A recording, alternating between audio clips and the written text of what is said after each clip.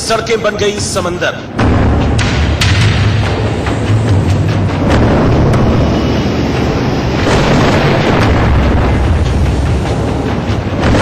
अंधेरी से धारावी तक,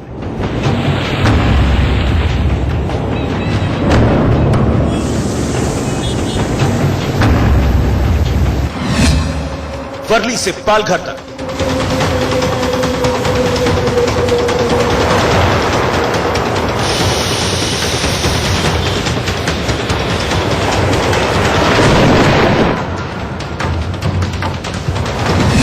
कहीं पानी कहीं जाम।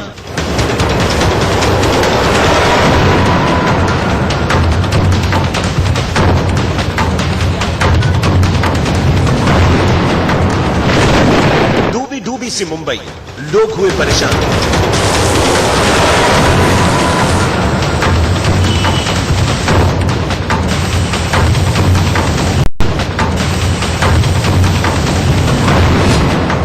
हाईवे से सबवे तक,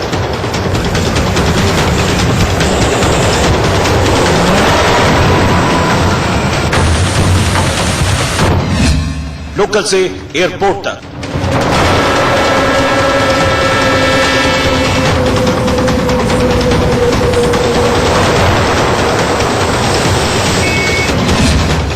कहीं रेल रद्द, कहीं फ्लाइट कैंसिल।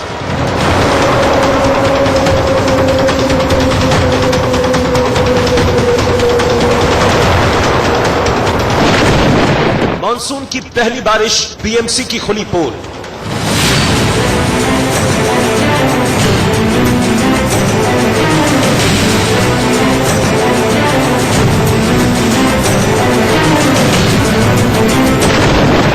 चार घंटे में ही डूब गई मुंबई। मुंबई के अलग अलग इलाकों में जमकर बारिश हुई, जिससे तापमान गिरकर 27 डिग्री तक पहुंच गया। आपको मुंबई की बारिश की 6 अलग अलग तस्वीरें हम दिखाते हैं, जहां कई जगह भारी बारिश से जल भराव के हालात पैदा हो गए। हालांकि बारिश के कारण कई इलाकों में पानी भर गया, जिससे सड़कों पर जाम जैसे हालात पैदा हो गए। वहीं मुंबई से सटे पालघर में भी जोरदार बारिश हो रही है। सांता क्रूज, अंधेरी, बोरीवली और कांदिवली में भी तेज बारिश हुई, जिसका असर लोकल ट्रेन सेवा पर भी पड़ा है। मौसम विभाग ने मुंबई में अगले 48 घंटे में 100 मिलीमीटर बारिश का अनुमान जाहिर किया है। ये तस्वीरें आप देख सकते हैं आज पूरे दिन किस तरह से मुंबई का हाल रहा। बोरीवली, कांदिवली, नाला सोपारा, भिवंडी, वसई, सायन, ये वो इलाके हैं जो कि आज की बारिश से बुरी तरह से प्रभावित रहे। और अभी तो बस ये शुरुआत है, ये पहली बारिश है मानसून की, लेकिन आज इस बारिश ने मुंबई को पानी पानी कर दिया। तो मानसून की पहली बारिश में ही पूरी मुंबई पानी पानी सी नजर आई। 4 घंटे की बारिश में बीएमसी के इंतजामों की पोल खुल गई। हालत यह हो गई कि जब तक बारिश होती रही तब तक सड़कों पर 3 से 4 फीट तक पानी भरा रहा। अब बारिश रुकने के बाद कई इलाकों में जाम लग गया। सोचिए, अभी तो मानसून की ये पहली बारिश थी। आने वाले दिनों में मुंबई में बारिश और कितना परेशान कर सकती है। बारिश के लिए पूरा पानी भरा है मैम, थोड़ा डिस्ट्रिक्ट में जल्दी जाने का है, इसलिए थोड़ा लेट हो रहा है। पानी की परेशानी हो रही है, बस जाने आने में दिक्कत हो रही है। बहुत भीड़ रहे सब लोग। ये अच्छा है कि सरकार को यह करना चाहिए सबको, सब इधर।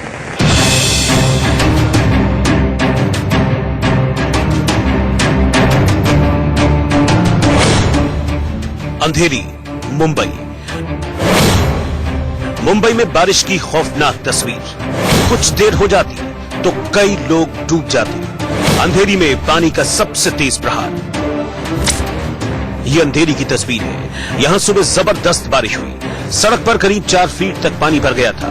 गाड़ी का बोनट करीब करीब पानी में डूबा जा रहा था। कई गाड़ियां एक चौराहे पर फंसी हुई थी। इतने में एक महिला और उसके साथ एक आदमी चौराहे पर भरे पानी के बीच दूसरी तरफ जाने की कोशिश करता है। थोड़ी दूर चलने पर महिला और उस आदमी के पैर उखड़ने लगते हैं। दोनों एकदम बीच में थे। महिला घबराकर दूसरी तरफ भागती है, सामने खड़ी गाड़ी को पकड़ लेती है, जबकि वो शख्स भी बचने के लिए सहारा ढूंढता है। इतने में कुछ लोग उन्हें जल्दी साइड में आने का इशारा करते हैं, क्योंकि पानी का बहाव तेज हो रहा था। जैसे तैसे एक गाड़ी के सहारे वो बीच पानी से निकल पाते हैं। अंधेरी की ही कुछ और तस्वीरें दिखाते हैं। ये अंडरपास है जहां सुबह बारिश होने से काफी पानी भर गया। इस बीच ट्रैफिक पुलिसकर्मियों ने रेनकोट पहनकर ट्रैफिक व्यवस्था को संभाला। जाम न लगे इसलिए पुलिसकर्मी फुटपाथ पर जा चढ़े।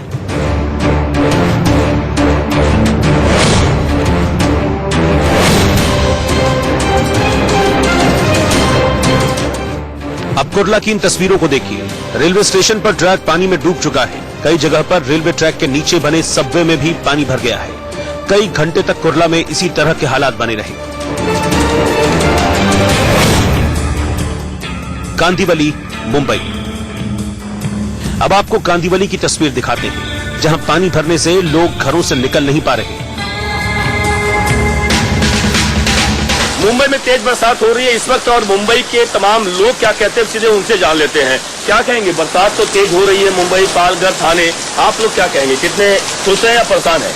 नहीं, यहाँ के गटर वटर सब ऐसे जाम है, पूरा देख रहे हैं आप खुद, पूरा एकदम कहीं साफ सफाई नहीं। इधर जाके देखो पानी पूरा लगा पड़ा है, आने में कितनी तकलीफ हो रही है उधर। लेकिन एक होता है ना कि मुंबई में कहा जाता है कि बरसात होती है तो लोग कम से कम खुशी मनाते हैं, लेकिन मुंबई में आफत लेके आती है बरसात आफत लेके आती है। जब ये सब हो जाता था और लोगों को टेंशन है, बच्चे स्कूल है, कैसे आएंगे, कैसे क्या करेंगे, वो सब टेंशन हो जाता है। बिल्कुल लगता है। आप क्या कहेंगे, आप भी क्या स्कूल नहीं गई, स्कूल जाती है, कॉलेज जाती है, नहीं जा पाई आज? कॉलेज है तो क्या नहीं एडमिशन कराने। क्या कहेंगे, बरसात से लेकर कितनी खुश है या परेशान है? क्योंकि बरसात तो आज पानी भर चुका है। परेशान है, सब जगह पर पानी भर चुका है, गटर भी पूरा खुला है कहीं कहीं का। मरोल, मुंबई। अब देखिए मरोल इलाके की तस्वीर। लोगों के ऑफिस जाने के वक्त काफी तेज बारिश हुई। इस वजह से लोग दफ्तर के लिए लेट होते भी दिखाई दिए। अब ऑफिस जा रहे हैं, आप बोल सकते हैं क्या तकलीफ हो रही है आपको? बारिश के लिए क्या तकलीफ हो रही है आपको? बारिश के लिए पूरा पानी भरा है मैम, थोड़ा डिस्ट्रिक्ट में जल्दी जाने का, उसके लिए थोड़ा लेट हो रहा है। आपको रिक्शा नहीं मिल रही है? रिक्शा थोड़ी मिलेगी, इसमें थोड़ी नहीं आएगा मैम रिक्शा वाला। तो हर साल ये परेशानी होती है, आप क्या कहना चाहेंगे होता है और हर TMC के लोगों से, महापालिका से? तो साफ सफाई नहीं करते ना, उसके लिए पानी भर देता है और क्या, और कुछ नहीं। Okay ma'am. आप कॉलेज जा रहे हो, क्या परेशानी हो रही है? नहीं कुछ नहीं, पानी की परेशानी हो रही है, बस जाने आने में दिक्कत हो रही है थोड़ा सा। मरोल के दूसरे इलाकों में भारी बारिश के बाद जल भराव की स्थिति हो गई। इस दौरान तेज हवा के चलने से कई जगहों पर पेड़ भी गिरे थे, जिससे कई वाहनों को नुकसान पहुंचा। दहिसर, मुंबई। दहिसर में बारिश सुबह 8 बजे शुरू हो गई थी। करीब 2 घंटे की बारिश में हालात काफी खराब हो गए थे।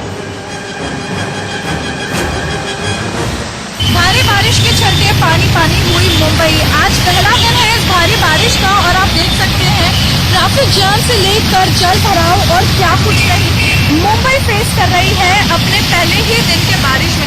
हालांकि इस वक्त बारिश हल्की हो रही है, लेकिन जो भारी बारिश के चलते जो प्रभाव पड़ा है वो बिल्कुल हल्का नहीं है। सुबह 8 बजे से यहाँ पर बरसात हो रही थी और आप यहाँ पर वाटर लॉगिंग और यहाँ की दुर्दशा देखिए, ओवरफ्लोइंग सीवेज है यहाँ पर। और इसी प्रकार मुंबई में मानसून जब होता है तो बदहाली सब लेकर आता है। आप देख सकते हैं यहाँ पर किस प्रकार से लोग परेशान होते हैं। पहले दिन ही मुंबई में मानसून ने ये जो दिखाया है तो आप इस बात का अंदाजा लगा सकते हैं अगले आने वाले 2 से 3 महीनों में मुंबई पर किस मुसीबत से गुजरने वाले हैं। चेंबूर ब्रिज, मुंबई। चेंबूर ब्रिज पर भी पानी भर गया, जिसकी वजह से लंबा जाम लग गया। लोग काफी देर तक परेशान होते रहे। चेंबूर के बाद आपको दिखाते हैं मिलान में बारिश से लोगों को क्या परेशानी हुई। सबवे में पानी भर गया, जिसकी वजह से पैदल चलने वाले लोगों को काफी दिक्कत हुई। आज मिल चुकी है मुंबईकरों को, पर ऐसा लगता है कि ये बारिश उनके लिए आफत साबित होने वाली है। मैं यहाँ पर खड़ी हूँ खास सबवे पर, जहाँ मैं ये दिखाना चाहूंगी कि यहाँ पर बारिश के चलते जल भराव हो रहा है, ट्रैफिक जैम हो रहा है। ऊपर का जो ब्रिज है वहाँ से भी वाटरफॉल हो रहा है। BMC की पाइपलाइन आ चुकी है। जैसे हर साल BMC ये दावा करती है कि वो पानी है बारिश का वो कम करेगी, पर इसके आसार नजर नहीं आ रहे हैं। काम तो चल रहा है यहाँ पर ऐसा नहीं लगता कि बारिश कम होने के चांसेस है। वेदर फोरकास्ट ने भी ये दावा कर लिया है कि 48 घंटे तक बारिश होने वाली है और BMC जो ये दावा करती है हर साल, उन्होंने भी ये कह दिया है कि वो मॉनिटर कर रहे हैं क्योंकि 3:30 को हाई टाइड होने वाली है। और ये कहा जा रहा है कि शायद इस बार फ्लड ना हो। ये देखना होगा कि ये बारिश कितनी आफत साबित होती है या कितना अच्छा राहत देती है गर्मी से इन्हें। ये नाला सोपारा की तस्वीरें हैं। नाला सोपारा मुंबई का काफी बड़ा इलाका है। नाला सोपारा धारावी के बाद सबसे बड़ा स्लम एरिया है। जब भी बारिश होती है नाला सोपारा में बारिश के बाद खूब पानी भर जाता है। सुबह बारिश होने से वैसे ही हालात बन गए। अब देखिए माटुंगा पुलिस स्टेशन के पास की तस्वीरें। माटुंगा के पास अंडर ब्रिज एरिया में पानी भर गया, जिसकी वजह से गाड़ियां रेंगती नजर आईं। मुंबई के कई इलाकों में ऐसे ही हालात बने रहे। मौसम विभाग के मुताबिक अभी अगले 2-3 दिन खूब बारिश होगी। सोचिए, जब 3-4 घंटे की बारिश में मुंबई थम गई है तो आने वाले 2 दिनों में क्या हो सकता है। और आइए अब आपको सुनवाते हैं इस बारिश में मुंबई करों को किन परेशानियों का सामना करना पड़ा है। मतलब बारिश हो रहा है, अच्छा है, बहुत गर्मी हो रहा था, गर्मी का मौसम था, आदमी को तकलीफ में पहुंच रहे थे। और बारिश हो रहा है, काफी ठंडा हो गया। हम लोग चाहते कि और बारिश हो ताकि ठंडे का मौसम एकदम बना रहे। बारिश तो अभी आना चाहिए, गर्मी था अभी तो बारिश आनी चाहिए। होप कि अभी और बारिश आए। मेरा कहना ऐसा है कि मुझे अभी लगता है कि बारिश पूरी तरह से चालू हो गई है और ये खुशी की बात है हम सबके लिए, क्योंकि बहुत दिन से राह देख रहे थे। ऑलरेडी पूरा महीना निकल गया बारिश होने के लिए, तो मुझे लगता है बहुत अच्छी खुशी की बात है। आज सब लोग भीगेंगे, मजा करेंगे, ऐसा लगता है। अमेरिका और भारत में इन दिनों टैक्स को लेकर टेंशन चल रही है। इसी टेंशन को कम करने के लिए आज प्रधानमंत्री नरेंद्र मोदी ने अमेरिका के राष्ट्रपति डोनाल्ड ट्रंप से मुलाकात की। जापान के ओसाका में चल रहे G20 सम्मेलन के इतर दोनों नेताओं ने द्विपक्षीय मुद्दों पर चर्चा की।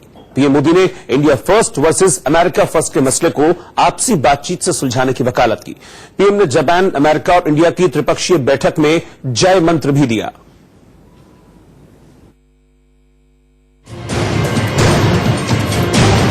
जापान के ओसाका से आई ये 5 तस्वीरें देखिए।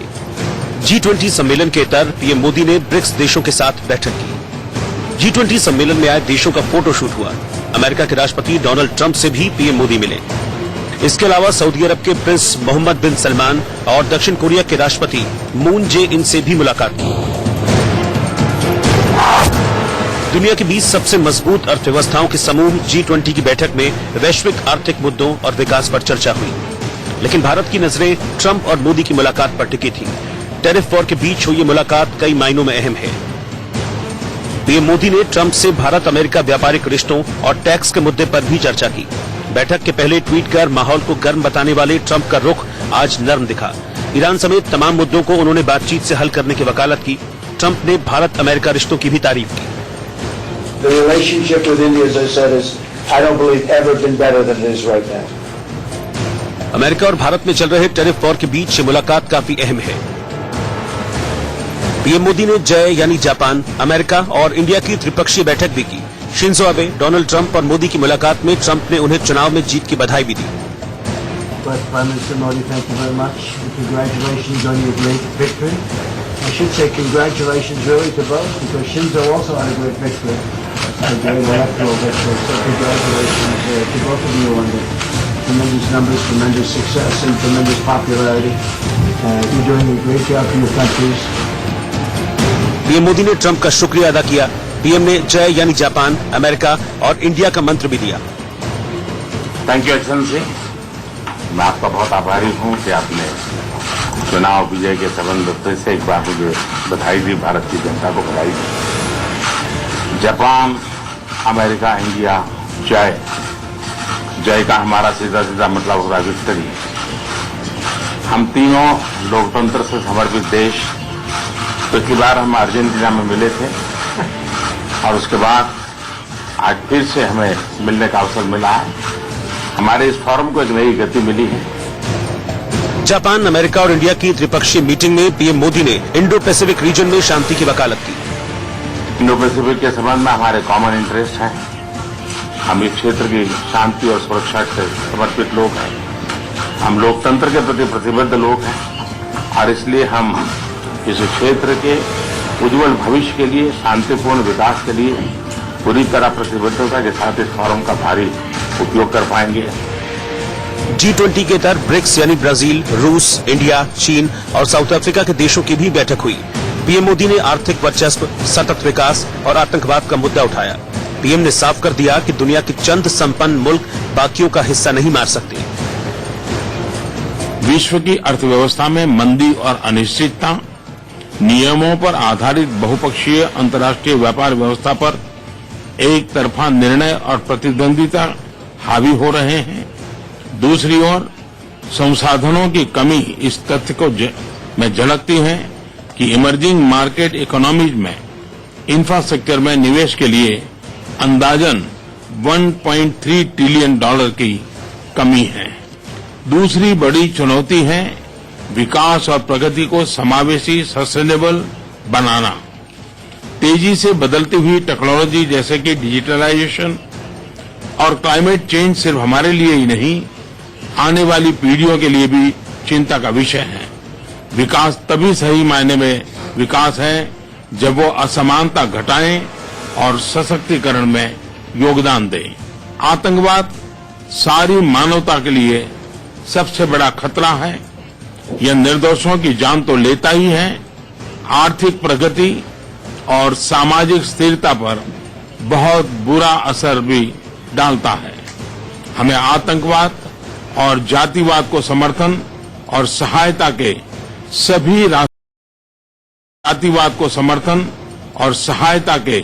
सभी रास्ते बंद करने होंगे।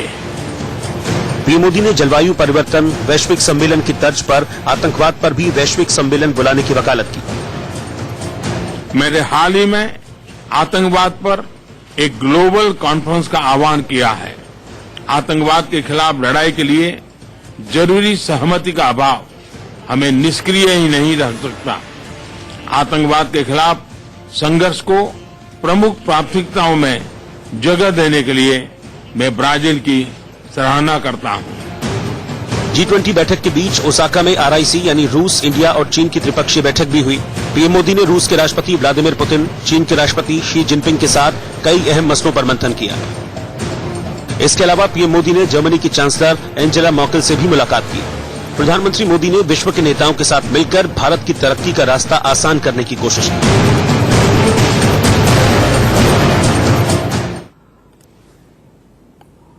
जापान में G20 सम्मेलन चल रहा है, लेकिन आप में से कई लोगों के दिमाग में यह सवाल भी आ रहा होगा कि ये G20 दरअसल है क्या और इसमें होता क्या है।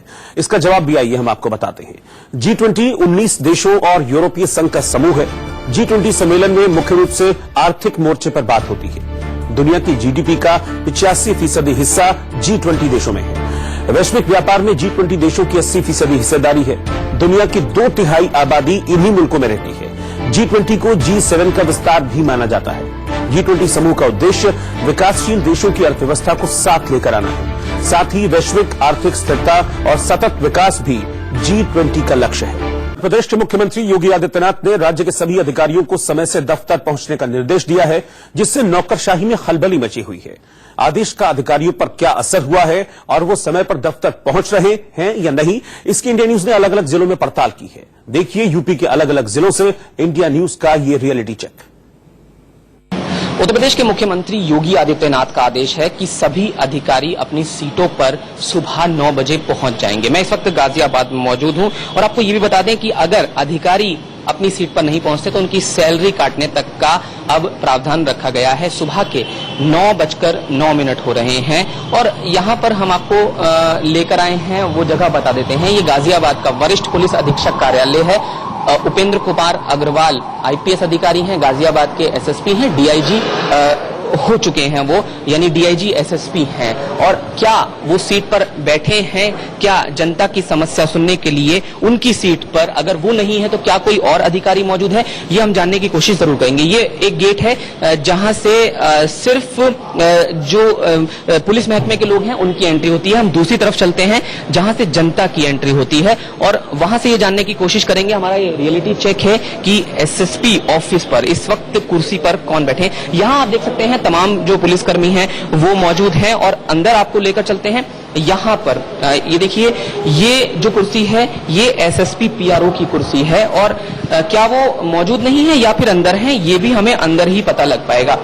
इधर मैं आपको दिखा देता हूं, ये SSP ऑफिस के अंदर का नजारा। और देखिए 2 अधिकारी यहां पर नजर आ रहे हैं। ये अधिकारी कौन है, इनका परिचय आपसे जरूर कराएंगे, लेकिन उससे पहले आपको दिखा दें यहां पर शिकायतें सुनी जा रही हैं। यानी सुबह 9 बजे ही पूरा काम शुरू हो चुका है और शिकायतें यहां पर लोगों की सुनी जा रही हैं। आपको ये बता दें कि नियम के मुताबिक अगर जो संबंधित अधिकारी हैं वो किसी वजह से नहीं आ पाए हैं तो उनके सबऑर्डिनेट अधिकारी उस कुर्सी को संभालें तो भी उसमें गलत नहीं है, क्योंकि ये जो आदेश दिया गया है वो आदेश इसलिए दिया गया है कि जनता को कम से कम सफर ना होना पड़े, कोई ना कोई अधिकारी 9 बजे पूरे वहां पर मौजूद रहे। इधर जो है वो सीओ ट्रैफिक बैठे हुए हैं, उनसे पहले पूछ लेते हैं। सर, 9 बजे सभी अधिकारियों को आने के लिए कहा गया है, आप हालांकि आज डीआईजी एसएसपी साहब के यहाँ पर बैठे हैं, सर नहीं आए हैं, कोई रीजन आप बता पाएं, और साथ ही क्या जनता की समस्याएं सुनी जा रही है?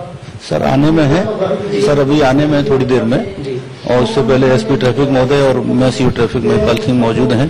कोई जनता की समस्या ऐसी नहीं है कि हम लोग नहीं सुन रहे, समस्या सुनी जा रही है, आपके सामने की बात है। किसी जनता को कोई इसमें दिक्कत नहीं हो रही है, यानी बिल्कुल सब कुछ सुचारू चल रहा है, यही बहुत अच्छा चल रहा है। और हमारे डीआईजी और महोदय थोड़ी बहुत देर में ही पहुंचने में होंगे, किसी राजकीय कार से आज मीटिंग है, एनडीआरएफ की एक मॉक ड्रिल भी है उसकी भूकंप के संबंध में, उसकी तैयारियों में महोदय लगे हुए हैं जी। तो जैसा कि मैंने बताया कि आज एक मॉक ड्रिल होने वाला है गाजियाबाद में और वहां पर एसएसपी गए हैं, यानी कि इसका मतलब ये नहीं है कि वो नहीं आए हैं, अपने काम पर गए हैं और उन्होंने इन अधिकारियों को भेज दिया है कि अगर कोई भी यहाँ पर फरियादी आता है तो उसकी समस्या जरूर सुनी जाए। ये जो अधिकारी उस कार्यभार को संभाल रहे हैं, यानी कि ये कहा जाए कि कुर्सी खाली ना रहे, इस बात को पूरी तरह से सुनिश्चित किया जा रहा है और इस बात का रियलिटी चेक ही इसीलिए हमने आपको गाजियाबाद के सबसे बड़े पुलिस के दफ्तर यानी एसएसपी ऑफिस में दिखाने का प्रयास किया है और इस बात को आप तक पहुंचाने का प्रयास किया है कि मुख्यमंत्री ने जो आदेश दिया है क्या उसका पालन सही से हो रहा है या फिर नहीं हो रहा है। यही इस रियलिटी चेक का मकसद और असली मकसद यही है कि जनता का कोई भी फरियादी जो अपनी फरियाद लेकर अधिकारियों के पास किसी उम्मीद से पहुंच रहा है वो वापस बैरंग ना लौटे। गाजियाबाद से जतिन गोस्वामी, इंडिया न्यूज।